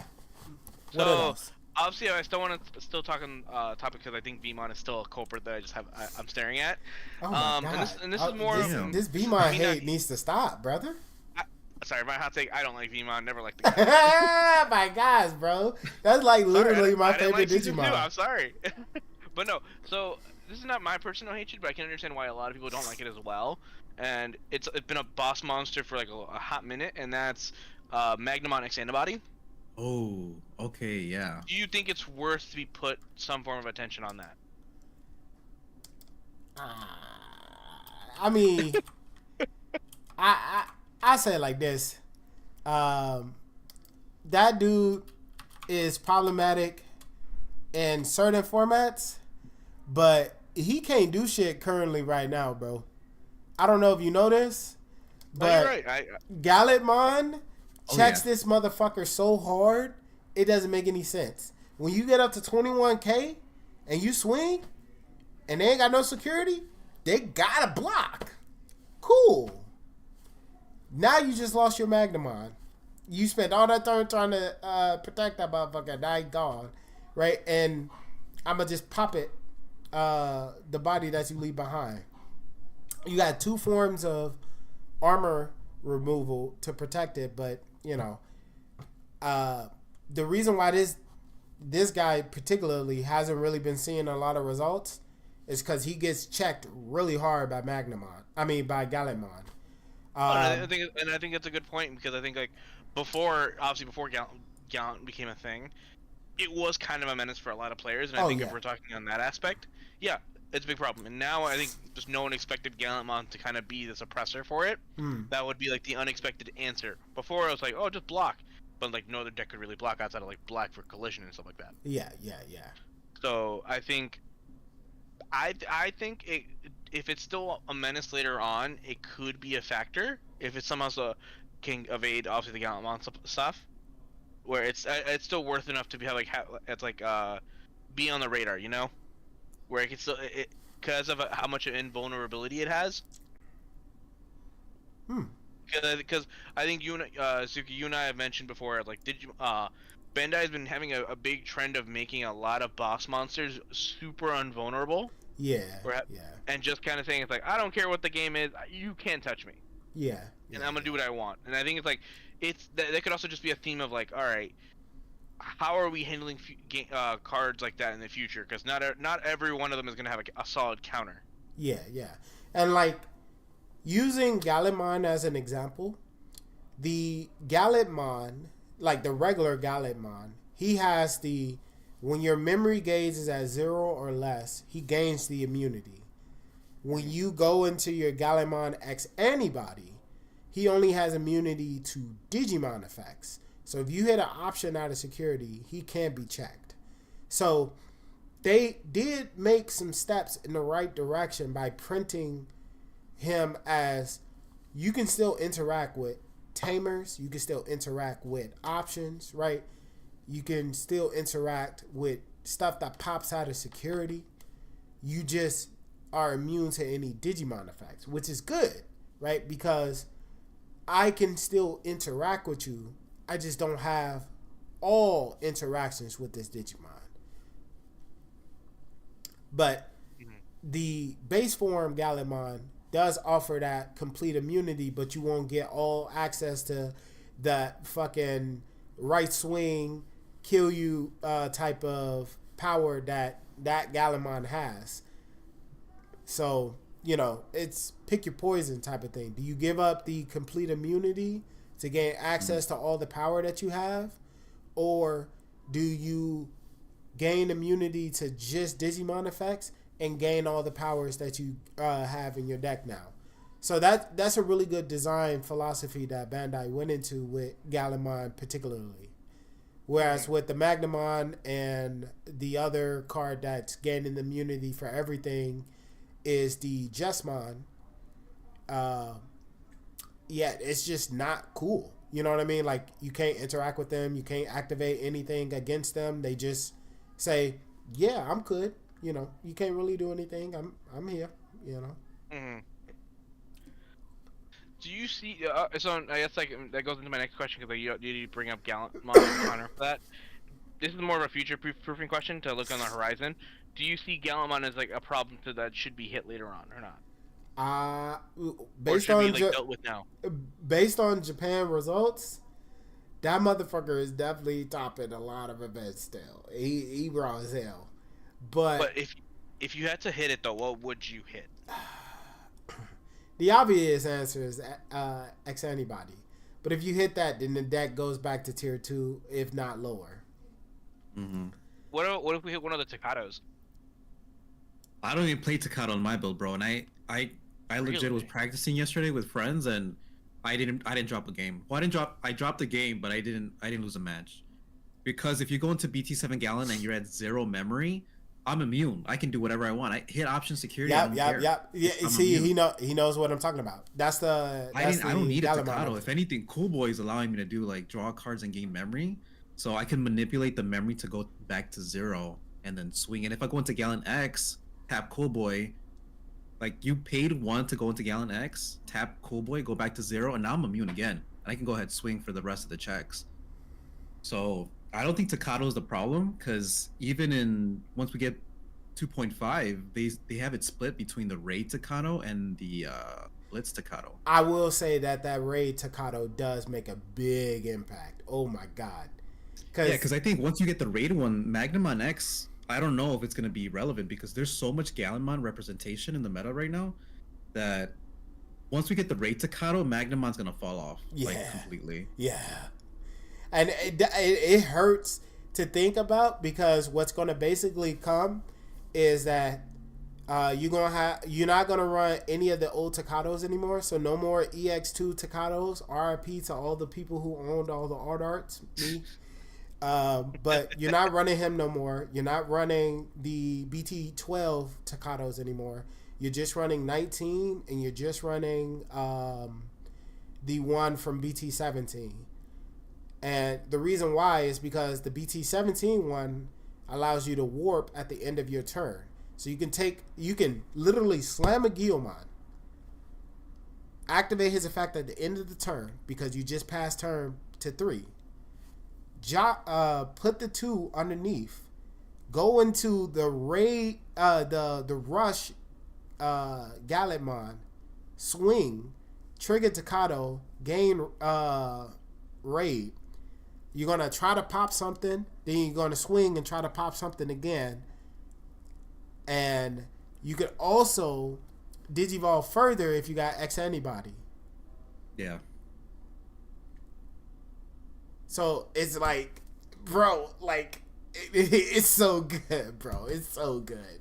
Yeah, but you can't really hit anything out of it, because this has been a collection over a time period that has gotten to that point where you made the deck into what it is right now. I'm not sure what's a fair hit. Like, going off Phantom's like question, I'm not sure what's fair, because if you hit Takato's, like, honestly, the problem is Gallimon X and the immunity, right? Mm-hmm. But man, I don't know how to hit the deck that would be fair. You'd have to do what Zuki mentioned, or I think one of you guys mentioned, just hit one of the like either Cool Boy or like saying like one of the antibodies like Protoform. like actually take care of one of like Yeah. not the archetype itself, but what's supporting the archetype. Okay. You might be cooking with that one. Because that way it also prevents a lot of future proofing of a lot of other archetypes. That's exactly why I even mentioned Protoform in the first place. It helps benefit a lot of archetypes to a whole other level by putting it to one. It helps keep it in check and balance where you can still run it, but it's not something overly reliant. Well, Gallimon actually uses just X anybody though, like not Protoform, just X anybody. I use one Protoform and two of the BT9 one because Protoform's still pretty good. Yeah, I mean, sometimes you still want to keep your turn before you do your big plays. Yeah. But majority of the time with Gallimon, you don't mind passing turn because you're still going to be able to deal all the damage, pop everything on their side of the board, and still, lead themselves at a, you got to come back from this game state, big dog. I don't know how you're going to do it, but you got to come back from this. But I think I'm good on my list now. I got a good chunk of what I wanted covered. Yeah, I don't think there's any other cards that I wanted to hit. My biggest offenders, in my opinion, was definitely the Leviathan. He's been around for way too long. He definitely needs to get hit to one. You have other Leviathans that you can use. Granted, I know it's not as impactful, but that's the point, right? It's more fair gameplay. Like I mentioned, Jack Raid, same reason for Hammer Spark. It's free memory for no cost at all. And on top of that, you can abuse it with your Tamer engine. And I definitely agree with the Mirage Galgamon. That was one that I personally had on my list. And the Shine, I think that motherfucker should just be banned. I don't see a timeline or dimension where that's healthy for the game. And it kind of feels along the lines of Mega Digimon Fusion, right? Imagine being able to get to a point where you can go into any level 7 for free. That's what Mega Digimon Fusion used to be able to offer you. Now, let's say every purple and or yellow deck has access to literally stall you out of 2 turns of your gameplay. That's terrible. That's terrible. Like, I don't get to play the game at all. Most of the decks that I like to play, and a lot of people like to play, are combo-based decks, right? I have to build up to my point. If I can't build up, I just lose. And so you end up in a situation where you basically doing the L dance on top of and I just got to sit there and be like, damn, must be fucking nice.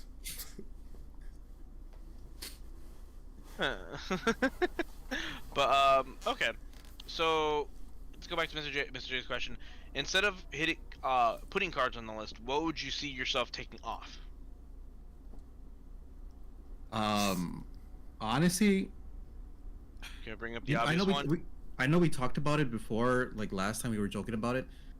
I don't know if Greymon X could come back to 4, but I think it would be like the very first card to be at 2 copies. I don't even see it at 2 copies. I think just Greymon X, it's fine. We have a lot of other decks that are just as fast. It'll help compete even with the Greymon support. If it comes back being a problem, you just re-hit it. Some other card games have had that issue before. It's like you won't know until you find out. Yeah. It's a fuck around and find out type of situation. And I think it's like, do that. Look, I can count like 5 decks already in the next upcoming formats that are just as powerful as that Black War Greymon back up from BT11 that can have just as much power and prevalence that I think it'll give Greymon decks, or even Omni decks if you want to play around in that category, to kind of fight back up. Omnimon deck is still a bit of a stretch, but you get my point. Yeah. So we got so Greymon X to 4. Yeah, I like that. I would love it, man, because like I said, I love War Greymon, Black War Greymon too, but I'm not sure. Purple, there's gonna be no hybrid decks in the meta once it comes back to 4 because you're just gonna blow up all the tamers. It's not gonna matter. Hey, that sounds like a damn problem. That's a skill issue right there, big dog.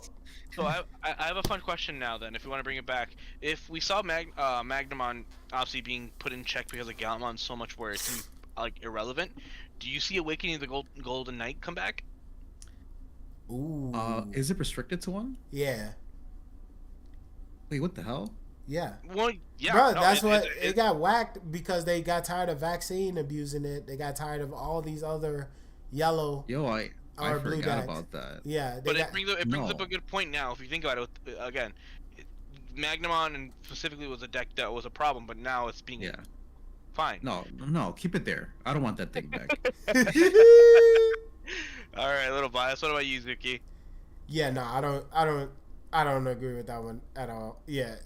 I want to see it just because I'm like, if we're gonna have an overpowered like meta, let's see what happens, you know? Because you never know what might happen. Now, mind you, if it's still a big menace, I'll take the L and just just put it right back where it belongs. You never know. Okay. But I'm definitely an encouragement of that. That's a wild take.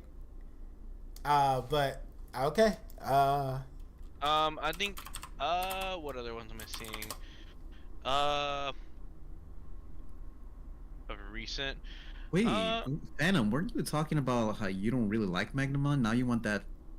You want to bring back the option card? I don't think it's the point whether I like a deck or not. I'm also just always going to be in favor of a healthy meta, and I'm going to think of decks that I don't normally play that can probably change it up. You know, Yeah. I'm just a purple hater though. I'm not going to lie though.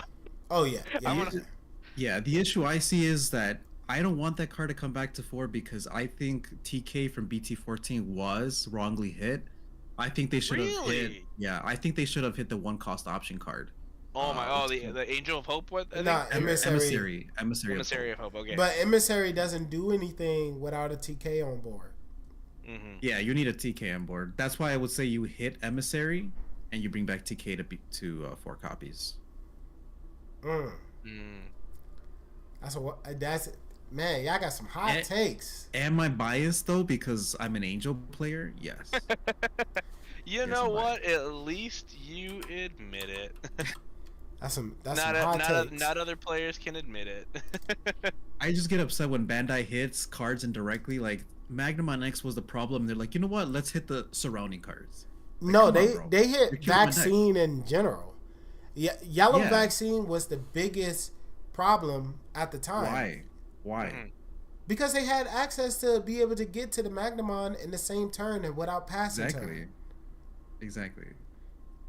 Okay. All I hear was Magnamon. Mm-hmm. I'm trying to think. What other cards could y'all use in vaccine that was like impactful? Nothing. That's why it was just Magnamon that was abusing the cards. So that's what I'm saying though. Vaccine doesn't have any real boss monsters that would have made a big impact like Magnamon would. What would you have went into? Seraphimon, right? Yeah. And then, or you know what? If we switch Magnamon to a data for some reason, for some fucking random reason, it would work, right? I guess, yeah. Not saying they should do that. I'm just saying, I don't know. I'm just saying when I saw the TK getting hit, and I was so upset because like this is not even a vaccine problem. It's a Magnamon problem. Yeah, but like Magnamon checks, like Magnamon is its sole purpose is a gatekeeper. Yeah. He makes it so, like, let's say I was playing a bullshit deck like Den Devimon or fucking, I don't know, like Barbamon or something. Right, Barbamon. like just some random bullshit deck, right? I won't be able to do anything because this motherfucker exists. Yeah, exactly. Right? That is what his purpose is. He is a gatekeeper to prevent bullshit decks from ever being able to do anything in the card game. So it forces players to have to go and actually A, take the game more seriously, and B, invest more money into the card game. That could work kind of like a double-edged sword, because sometimes it gets people to focus up and be like, man, I'm tired of losing. I'm going to really invest my money into a real deck and, you know, get results that I'm trying to get.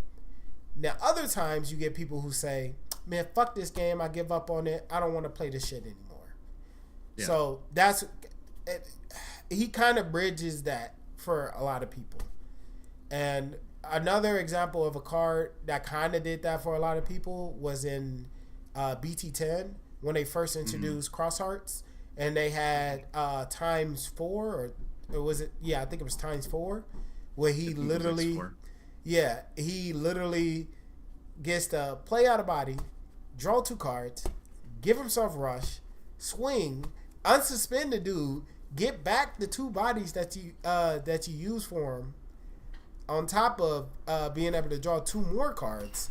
So then you can guarantee another play and just be like, you go ×4, ×4, ×4, ×4. You're like, bro, I can't keep up. I can't keep up with this. How am I supposed to keep up with this? This is way too fast. You know what I mean? So that's what made a lot of people kind of drop off of Digimon when they first introduced Cross Hearts. And now those, sorry, yeah, those go ahead. 4 things, the Greymon X, the Awakening, and the TK. So are you gonna put like the up to 4 copies, right, on the DigimonCard.dev, so that the audience knows? So what I wanted to do was kind of go over everything that we got on this list and then talk about yays and nays and how likely it is to actually, you know, get affected on the list. Yeah, I just thought you were gonna put like ×4 on Greymon, ×4 on Awakening, ×4 on TK. Yeah, to show the difference, because you can just click it, the plus button on the Greymon. Yeah. And then, if we want to display all of them on the screen, you can hit the magnifying glass. You can hit the minus button so that we can see all of them. Yeah. Like on the, like it's the 100% minus. Yeah. We put a lot of we put a lot of cards on this list. Yeah, we did. I mean, it's been like an hour and a half of straight talking about. Okay, there you go. So it's like, I feel like it was productive. Yeah. This is a good. I think this is a good list. So I have a fun question, because I noticed in this list. So hypothetically, say if Mirage does get hit, right? Say this happens. Do you think there's a reason for Mock Galgamon to get hit? You mean come back? Yes, or to come back. My apologies. Yeah. Because I don't see a reason to fully come back there. Mind you, do you want me to refresh what the effect does or no? No, I mean I know what he does. If you got 8 or more cards in your hand. Yeah, it's like a suspend, yeah. Yeah, unsuspend, and then he also gets to bounce to level 4. Yeah, because I feel like once Mirage gets hit, there's kind of almost no terrible reason why he's kind of there. Because he was supposed to be an indirect hit to Mirage that just kind of didn't really do much. Nah, it wasn't an indirect. That was very direct. They wanted that motherfucker to get whacked. He just didn't die. That nigga was resilient. You have to hit the boss monster himself. I'll tell you like this. If they put the good Mirage to 1 and they force people to have to play with the BT13 Mirage, the deck is dead. If they put him to 1 and they force you to have to play 4 copies of the other one, the deck is dead. Yeah. But if you've noticed, most people don't even run pure Mirage anymore, right? You don't see Thomas's anymore. You don't see any of that stuff because that was too much of a fair deck, right? That was a fair deck. What they've transitioned to is more of, I want to extend my turns and then tax you for playing the game. Have you ever heard of paying taxes in a card game? I'm sorry. What? Every time you search, every time you add a card by an effect, pay your taxes. You're like, damn, nigga, I'm trying to play a card game. Damn, that's crazy. Pay your taxes. You sure you trying to play? You sure you trying to play a card game? Because it sounds like it's crazy. Yeah, but no, you make a good point on that. So it's like, but yeah, no, I think that's kind of all I got for coming stuff back. I think everything else is kind of pretty justified. All it is, like, I can think of like a bunch of purple stuff that it's like, keep that there. What purple cards are on the list? A lot of like I saw the Melga stuff. Oh. Yeah, a lot they of Melga can get stuff that back. They can get that back. Really? Yeah, they can get all that back. Not the level 4, but I think Gabu X could come back to 4. Nah, bro, give them all their stuff back. What about the purple Gabumon? Or no, I got back to 4, I think, too. Right? It's literally a Super Doberman X. Why would I want that card back? I also got about Yeah, Yeah, I mean, that one draws you 2 and you discard 2. Dobers only draw 1, discard 1. So look, yeah, look. the level 4 can stay on the list. He said, nah, bro. I don't see any universal time zone where that card is healthy. Look, the main reason why that engine even got whacked was because of Apocalymon. Let's be honest. Let's keep it a bean. Because Apocalymon is at 1, I can see a universe where they can give them back the purple line and got fucking, what's it called? Like, can actually do crazy stuff again. Like, I want to see decks be able to compete. When was the last time you seen a Garurumon deck do anything? I'll wait. Fair enough. Okay. You know it's not gonna be. It's not. The problem is not Garurumon. The problem is that it's abusing different engines or different decks. That's true. I mean, the new stuff that they got for purple, they locked it with the Garurumon stuff. Like I was telling you guys before, with the whole new design philosophy. So, yeah, I see where you're coming from. Like, it's pretty hard with the fact that it's generic. So you can just do whatever you want with it. And you know what's so funny about you talking about that, though, Hugo, is that we got a friend named Davis, super cool guy. He used to bring up the fact that he never used to go outside of the traditional line for that Digimon. And I was like, brother, you are holding yourself back by not using other colors. I mean, using the other cards within your color scheme to abuse and maximize the effectiveness of your deck. Yeah. And, you know, the more and more that they keep printing all these cards that just work with other decks, the more and more you kind of bump into these situations of, how do we balance this? How do we make this work? Because you want to make every deck viable. You want to make every deck feel good. You want to make every deck feel like they can play. But you always bump into the situation of, if we bring back certain cards, this was before we got into that new design philosophy of, oh, we got to lock it within our archetype. So I definitely see where you're coming from. I wanted to say, oh yeah, bring it back so Garurumon can do stuff. But then other decks can use the Garurumon stuff and be like, hey, yo, we eating good too. Hey, good looking. It's a similar situation of why my yellow-red Geogreymon is at 1. Right. Because, like, I want it back for Shine. It's going to be phenomenal. But Vaccine and Yellow should be like, you sure about that? Like, hey, they like, hey, yo, we eating good too, brother. You know, they come over there and start dabbing you up. You like, hold up, big dog, this for me. Yeah, but we eating good too, right?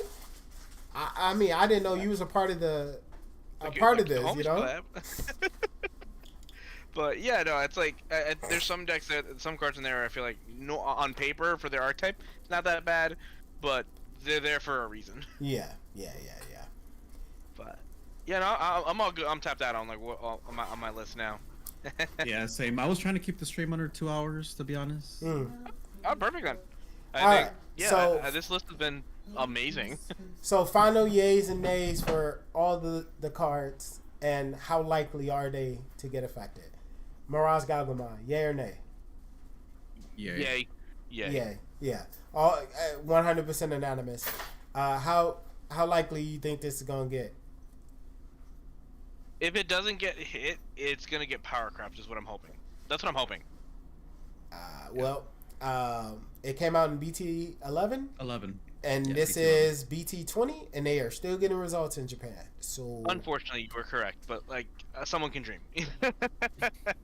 That's a whole. I definitely see a world where this gets whacked. After they didn't hit it on the last list, and they heard the cries, and then when they constantly kept seeing it top, yeah, I don't see them not saying, oh yeah, we gotta respect this deck. It gotta get hit. Mm-hmm. Cohen Sai, yay or nay? Yes. Yay. Like, big So old yay. we doing choice restriction or limited? Oh, limited. It's limited. I don't think it's through a choice restriction yet. So it's like, Okay. I think this is definitely a likely hit as well. Ruin mode, yay or nay? yeah. Yeah. I'm like, get out of here. It's I'll say yay. poison. Poison is Yeah, poison. yay. So okay, so all yay on that one, and then how likely? Very. Okay. I wouldn't Just say be- it's. I don't think it's likely. It's too much of an attention. It's still being shown. Reprints aside, it's gonna. I can see it still. Okay. They did sell the reprints already, so they could definitely hit it. All right. Protoform, yay or nay? I'm gonna say yay, but that's because I brought it up. So I got a biased take on that. I say nay on that one. I say yay. They can hit it to 1. They can definitely hit it to 1. It would still do all the power that it has right now, and it wouldn't change too much of what's going on. It's just make it a little less consistently seen and a lot less security, artificial security that you can continuously loop. Okay, nice. And in terms of likeliness, though, I don't see a world where it gets hit. No, unfortunately. Do I want it to get hit? Yes. Do I think it will get hit? No. Sweet. Doberex. Yeah. I can definitely see that going to 1. Some form of hit. I can see it. How likely? It's Nah. debatable. It's debatable. Because then that's the question of, do you hit the engine or do you hit the boss monster? Yeah. You know? If it's for an indirect hit, that's probably what it would be the culprit of. But if they're trying to be direct, which is likely Bandai will probably have to do, no. Yeah, this one's 50-50. Like, I don't really got a solid answer on this one. I agree. Yeah. It's hard to know what Bandai is cooking sometimes. They definitely, every list they've ever come out with has always been impactful, but it's kind of hard to tell what they're going to hit. Leviathan, yay or nay? Nay. Yeah. I'm gonna keep saying yes. Like I just don't like that card. Yeah. It bugs me so much. Yeah, I'm gonna say yeah on that one. I'm also like 50-50 on this one too. I don't know if they're gonna hit it, but I would love for them to hit it. But yeah, I'm 50-50 on that one as well. Analog Youth, yay or nay? Nay for me. Yeah, I'm gonna say Wow. nay. Fair enough. I'll take the L on that, but I still think it was a decent take. Yeah, for sure. But I mean, they got too much planned for the guy coming up soon, so I don't see them not, continuing to have it at the thing because then people gonna want it. Bauman, yay or nay?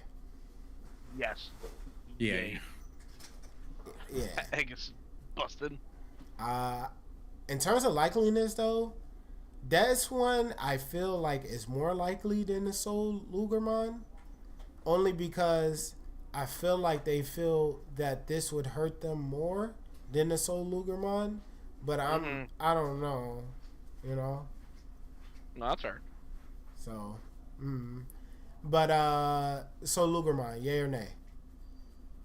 Yay. I can see yeah. Like I said, as long as the archetype gets hit, it's fine. Yeah. Like, one or It's the other. either one or the other has to get hit. That's for sure. For sure. I'm also yay. Likeliness, I feel like this one is less likely to get hit, just because I feel like Bandai would be like, oh well, we don't want to murder the deck, we just want to hurt the deck, and I feel like they would think that this one would be a lot easier to balance around than the Baumon. Yeah. Jack Ray, yay or nay? Yay. Yes. Yes. However, I don't think it's gonna be likely though. What? No, I think it is likely. It is super like I don't. That's for me though, because purple hybrid like it says topping everywhere. And on top of that, it does the exact same thing that Hammer Hammer Sparks Sparks. does. But better. Yeah, because you can loop it. I can see it. I just don't. I can just see Bandai wanting to just have bigger fish to fry, in my opinion.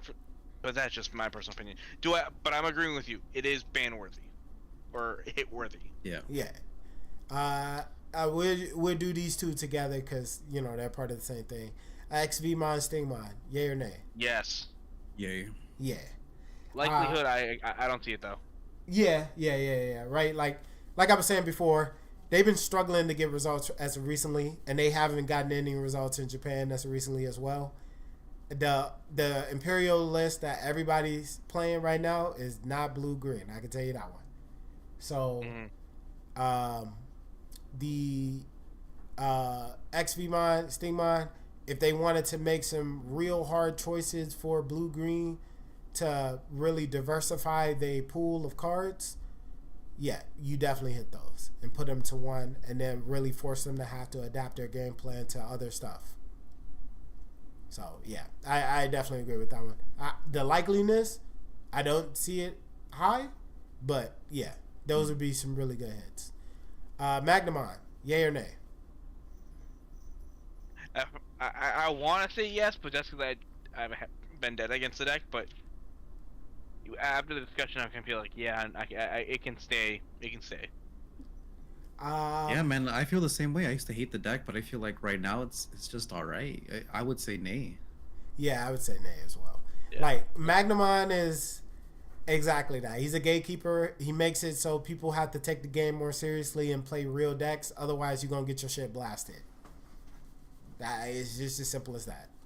Yeah, I will say I know we're moving towards the at 4 copies. I do think if Awakening goes at 4, then Magnamon would be a big issue though. Like. Yeah, no, it's a hypothetical where it's like that's why it's like you want to, if it's irrelevant, give it the boost, Yeah. Now we're on the wish list for stuff to get unrestricted. 4 copies of Greymon X Antibody, yay or nay? 100% yes. I'm right on the board with you. Bring that motherfucker back. I've been wanting it to come back for like almost a year now. Yeah, bro. Like when he got hit, everybody and their mama that was like, "Oh, the deck ain't dead." That deck died bad. Oh my god, it was terrible. They didn't do shit. They didn't do Nathan. And they was trying so hard, brother. They tried to use Delta. They tried to use other things to help cost reduction. It just didn't hit the same. Yeah. And now, you got you could even use it in a vaccine line. You know how impactful it is to have your training go into, scenario. You got Agumon, you got a tie. You promote the Agumon. Agumon, BT14, trigger his effect, Digivolve into a Greymon. You X Digivolve into the Greymon X Antibody. You still got a training on board. Then you go into your level 5 for 1. Then you use the training, go into your level 6 for 1. You did that off that same turn. Yeah. I feel like it would definitely boost the power of other decks that have been needing to show up in the meta that has not been here at all. When's the last time you've seen a Agumon / Greymon deck do anything? True. Yeah. So I 100% agree. This guy needs to come back. And then Awakening of the Golden Knight. Yay or nay? I think yay, but only with the a condition we mentioned previously. Magnamon has to be kind of like left in the dust right now, currently. Where give it the boost if it deserves it. I don't think it's there just yet, so I'm gonna say nay.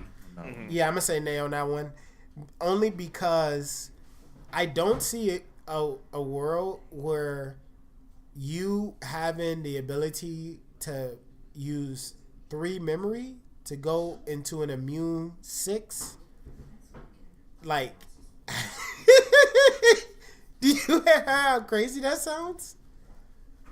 You paid 3 to go into an immune 6, and then he gets a double swing. Like, I don't know. That feels kind of crazy. And he can't be DP reduced, right? With Awakening. Yeah. That's also the second effect. He can't be DP reduced. So you can't even yellow check him. Because that's how most yellow decks deal with Digimon, is by DP reduction. So, but it wouldn't even have mattered anyway, because how was you going to do that with him having immunity? Yeah. Yeah, makes sense. So, but like premium DP reduction, where it's until the end of your opponent's turn, if they use Awakening, I mean, I guess it gets around that. I don't know. Yeah, I don't know. I just don't see this card being super healthy, because 3 to go into a 6 that's immune to everything, it's kind of crazy. Yeah, the thing with Awakening is you can Digivolve from any armor, right? So you could just have like a Digimon armor, play Awakening, and go into Magnamon X for 3. Yeah. That's now, crazy. I will say the TK, you can bring that back if they hit Magnamon. If they hit Magnamon, then you can bring the TK back to 4. Because then Angels can use it, and other decks can use it. It's just that motherfucker can be abused in the deck that was never intended for them. He was literally designed for Vmon, not I think every other yellow deck. Phantom, I think with Phantom, if you want to give Magnamon X indirect support, I think you could bring TK back to 4 and leave Awakening at 1. See, but I don't like Yellow Vaccine, though. That wasn't fun. And then they abused Ruin Mode, too, bro. Well, yeah, Ruin Mode got to go to 1, right? Bro, you gotta ban that motherfucker, bro. You cannot have him at 1. Look, what they were doing before was literally doing a gajillion checks. Then they like, all right, cool. They might be able to come back and be able to win if I just leave the Magnamon up here. So to make sure they can't do anything, I'm going to go Ruin Mode.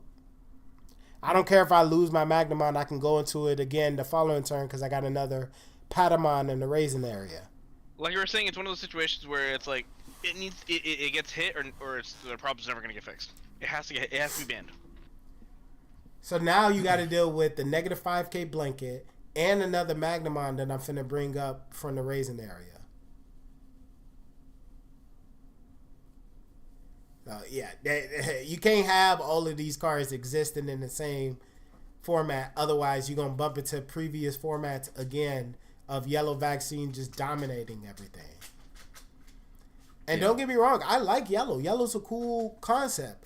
It's just when they combine too much stuff together that has that is not on paper supposed to work together, but then just works and just does stuff super effectively, it's like, do we really need all these cards? You know what I mean?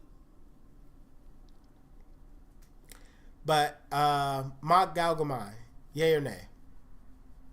Yeah. I don't see too much issue as long as Mirage gets handled, because there's no reason. I don't see any actual reason for it to be there. Yeah, for sure. If they whack Mirage, they can bring him back and then be like, hey, I mean, you could still unsuspend swing and then go into your level 7 and do it again. You know? But then that would force them to have to go back to the original line and use Thomas's again. And not be able to abuse the Galaxy engine. So I think that would encourage a lot of healthy gameplay again. So yeah, I definitely agree with the mock. Same, I agree. Nice. All right. Well, I think that is everything. Did you have any closing thoughts for us, Phantom? Or no, I think I'm good. I think this has been a really productive list. A big shout out to Mr. J for having this idea, bringing up this idea for this concept. I think we had a really good discussion, and I think like we had a really good predictable picks, and I think we had a decent amount of like hot takes, even more than just my end. And then Mr. J, got any closing thoughts? No, man. I mean, thank you guys for coming along. I think this was, like you said, pretty productive. I think we have a good restriction list going here. Probably the best, may I say, the best restriction list going here. Oh boy. For me, it was a lot of fun. I really do like doing these collaborations with you guys. It's always a lot of fun. Just talking Digimon. As you can see, I can yap for days for Digimon. I love this game. That even though I hate purple, that one kind of makes me loathe the game sometimes.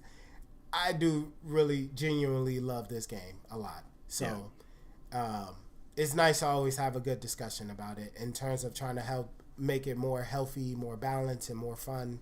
So if you did want to introduce friends or new people into the game, there isn't that awkward conversation of, yeah, you kind of got to deal with that, or you kind of got to deal with this, or you kind of got to deal with this, right? Like, yeah. So I like this general idea that we got right here, and I feel like this would definitely help make the game a lot more healthier, more balanced, and more easier for people to deal with. He said, "Perp deck, best deck." Nice. They definitely get a lot of they get over tuned a lot in every single set. They always print something that's really broken for them. So I mean, I don't know what somebody did over at the design team at Bandai, but man, they was like, bro, you got to show some love to purple, and then they just did it every single set after that point, because they haven't been losing at all in that category. Yeah. But yeah, all right. So you want to do like a wrap up, I guess. Well, Yeah. I'm all good on my end. So On your outro, and doing the outros Yeah. for y'all. If you guys haven't already, definitely make sure to check out Mr. J's Strategy Plays. They are on Twitch and on YouTube. You can find their content on both of those platforms. So definitely make sure to check those guys. Check out his stuff. True the Ace, thank you for the follow. And make sure to check out Phantom Blur. Right now, currently, they only have a TikTok. It's under Phantom Blur. And you can find their TikTok. They primarily do Beyblades, but believe it or not, they are a Digimon player. Trust me, Digimon content is on the way. I'm just kind of like waiting for the merger to happen because nothing's really causing any interest for me right now. It's more of waiting, but like, trust me, I'm taking advantage of this content here as well. But at the moment, I'm kind of like Beyblade has my main attention until after the merger. Yeah. And I'm gonna go ahead and close it out on my end. We're trying to make sure that we keep the video kind of smaller, so that way it's easier to pass along, because we're gonna combine our streams together to make it into one compact video for you guys to be able to sit down and watch. So I'm gonna close it out on my end. Mr. J, did you have any closing thoughts? Oh, again, thank you guys for coming along here. Hopefully we can do this again. Oh no, that was great, man. Thanks for having me. I think the next topic that we should cover is looking at decks that are currently topping, and talk about what are things that we could do to try to, I guess, prepare for those types of decks. If you guys wanted to talk about that. So like a meta analysis? Yeah. Okay. Oh, Yeah, we can do that. Yeah. All right. Sounds like fun. All right. Well, I'm going to close it out on my end. I hope you guys have a great evening, great afternoon, and great night. But this has been Zuki and One, and I will catch you guys in the next one. Peace. Peace.